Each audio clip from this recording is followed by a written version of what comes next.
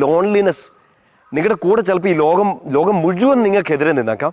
ഒരു കാലത്ത് നിങ്ങളുടെ കൂടെ നിന്നവർ, നിങ്ങൾ നെഞ്ചോട് ചേർത്ത് പിടിച്ചവരെല്ലാം പെട്ടെന്ന് ഒരു ദിവസം ഇട്ടേച്ച് പോയേക്കാം. പക്ഷേ ദൈവം കൂടെ ഉണ്ടെന്ന് ബോധ്യമുള്ള ഒരുത്തനെ ഒറ്റയ്ക്കാക്കാൻ ആർക്കും പറ്റില്ല. അവൻ്റെ കൂടെ നിൽക്കാൻ പോകുന്നത് കർത്താവ് തന്നെയാണ്. എൻ്റെ പ്രിയപ്പെട്ട സഹോദരങ്ങളെ, ഈ പുസ്തകത്തിൽ പിന്നീടൊക്കെ പറയുന്നുണ്ട്, സങ്കീർത്തനം 23:4 കൂട്ട് ചെയ്തുകൊണ്ട്, മരണത്തിൻ്റെ നിഴൽ വീണ താഴ്വരയിലൂടെയാണ് ഞാൻ നടക്കുന്നതെങ്കിലും അവിടുന്ന് കൂടെയുള്ളതിനാൽ ഞാൻ ഭയപ്പെടില്ല.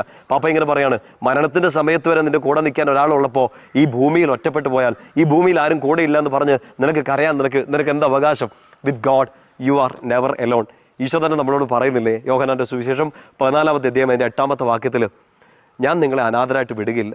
ഈശോയുടെ പ്രിയപ്പെട്ട മക്കളെ, ഈശോയുടെ പ്രിയപ്പെട്ട സഹോദരങ്ങളെ, ഈശോയുടെ പ്രിയപ്പെട്ട കുഞ്ഞെ, ഒരുപക്ഷെ ജീവിതത്തിൽ ഒരുപാട് തവണ ഇങ്ങനെ ഒറ്റപ്പെട്ടു പോയി ആരും കൂടെ ഇല്ല എന്നൊക്കെ ഓർത്ത് ചങ്കുതല്ലി കരഞ്ഞിട്ടുണ്ടാകാം.